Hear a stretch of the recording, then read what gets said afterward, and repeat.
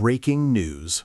At precisely 02:19 Coordinated Universal Time, a routine deep field sweep conducted by the James Webb Space Telescope registered a motion signature that should not exist. Moments ago, confirmed independently by ground-based arrays on 3 continents, something was detected moving alongside 3I Atlas, not trailing behind it, not drifting ahead of it, but matching its velocity, its trajectory, and its timing with impossible precision. Today, the impossible just happened. Instruments designed to observe the earliest light in the universe have recorded behavior that defies every known model of interstellar dynamics. This changes everything we thought we knew about objects entering our solar system from beyond. If you want more verified cosmic updates as they happen, now is the moment to like this video, subscribe to the channel, and stay with us, because what follows is not speculation, it is data, and the data is deeply unsettling. Within minutes of the initial alert, observatories around the world were pulled into emergency verification mode.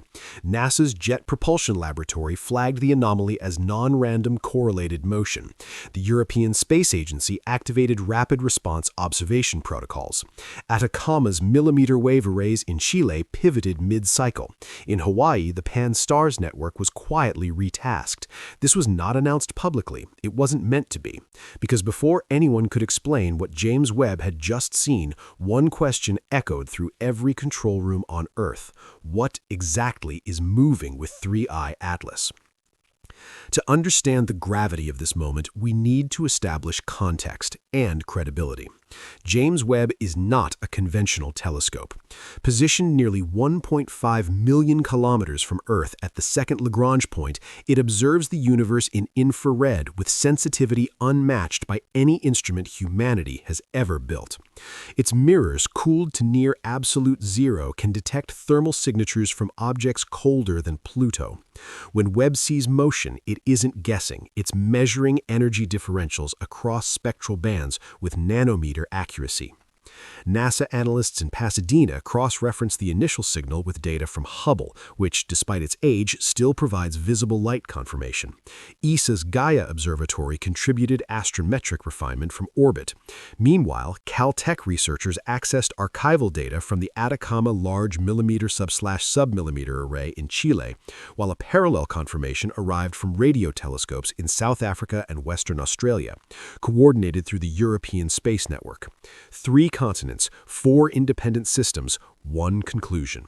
Something small, cold, and highly controlled was moving with 3I Atlas. Harvard Center for Astrophysics was looped in less than an hour later. Computational models began running on superclusters at Caltech and CERN. The question was no longer whether the detection was real, it was how long it had been happening without anyone noticing. 48 hours before the event, 3I Atlas was behaving exactly as predicted. Its inbound velocity measured 42.1 kilometers per second relative to the Sun, well within expected interstellar ranges.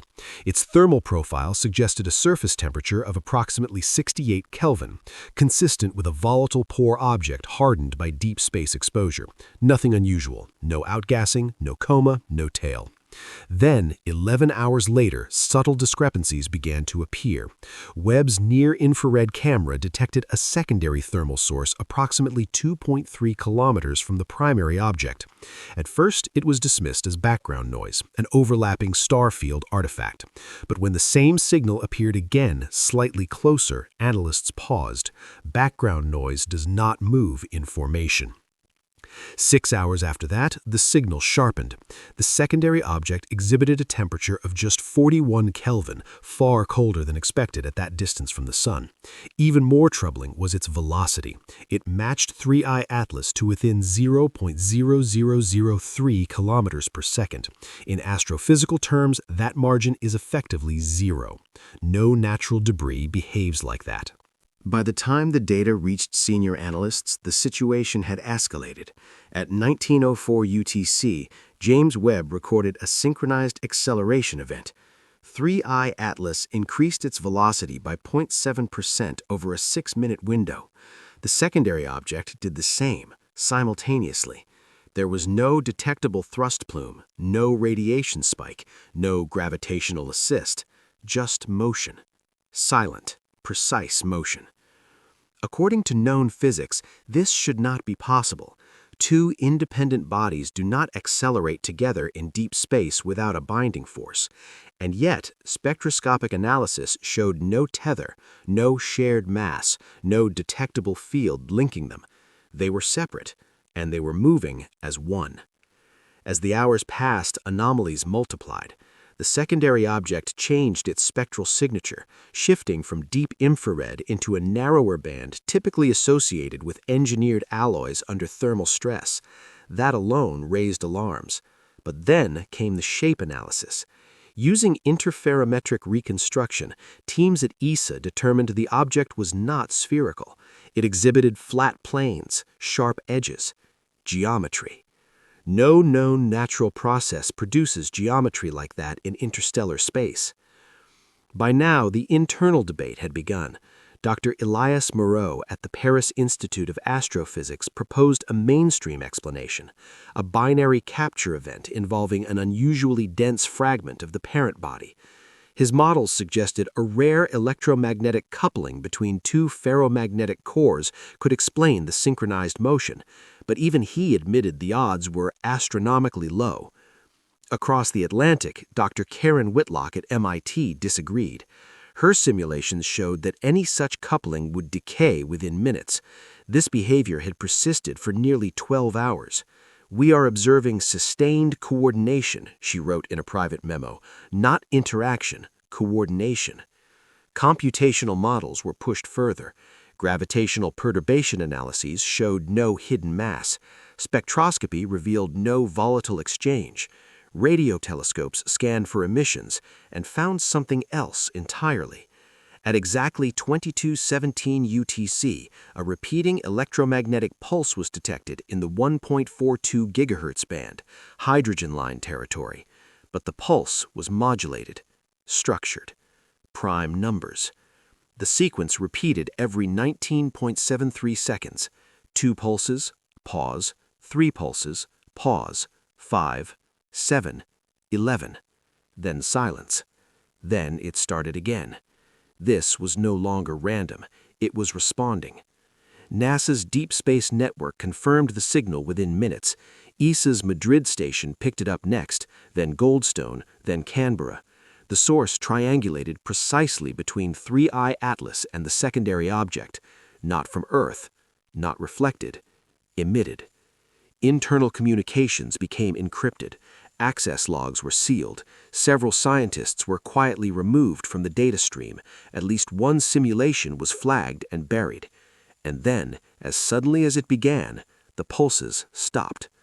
That should have been the end of it, but it wasn't. At 0341 UTC, a second wave of anomalies appeared. One fragment, previously catalogued as background debris, vanished from all sensors, not faded, not obscured, gone. Infrared, optical, radio, nothing, as if it had never been there. At the same moment, magnetometers aboard Earth-orbiting satellites registered a 2.6 nanotesla fluctuation across the upper ionosphere. Small, but global. Airlines rerouted polar flights. GPS accuracy dropped by 3 meters. Radio blackouts were reported across parts of Scandinavia and northern Canada. Inside mission control rooms, no one spoke. Leaked internal briefings later revealed that several agencies had reached the same conclusion independently. The motion was intentional, the behavior was adaptive, and whatever was moving with 3I Atlas was not passive. Publicly, statements were cautious. NASA referred to unusual correlated dynamics. ESA cited ongoing analysis. But behind closed doors, the language was different. Words like artifact, probe, and non-natural origin appeared more than once. Governments were notified, not all at the same time. Military satellites were quietly retasked. High-frequency radar arrays went dark for calibration. And somewhere between all of this, a realization settled in. We were not observing a comet. We were being observed. In the days that followed, the system stabilized. The secondary object maintained its position, the pulses did not resume, the acceleration events ceased. It was as if whatever intelligence, if intelligence is the right word, had accomplished its objective. And then, slowly, 3I Atlas altered course, just slightly, a deviation of 0.04 degrees, enough to miss previous predictions, enough to force a rewrite of every model. I remember staring at the data feed when that update came through. The room was silent, screens glowed, no alarms, no errors, just numbers drifting into a configuration no one had anticipated. Maybe we're not witnessing the end, but an invitation, a test, or a message written not in language, but in motion and mathematics.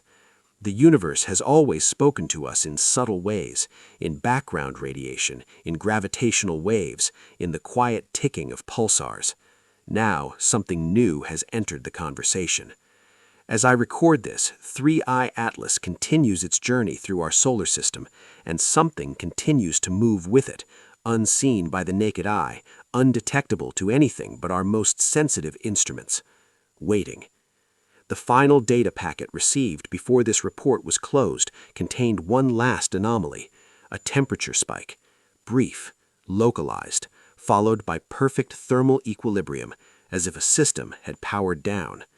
The question now is not what it is. The question is this: what happens when it wakes up again? Subscribe to follow the next update, because this story is not over.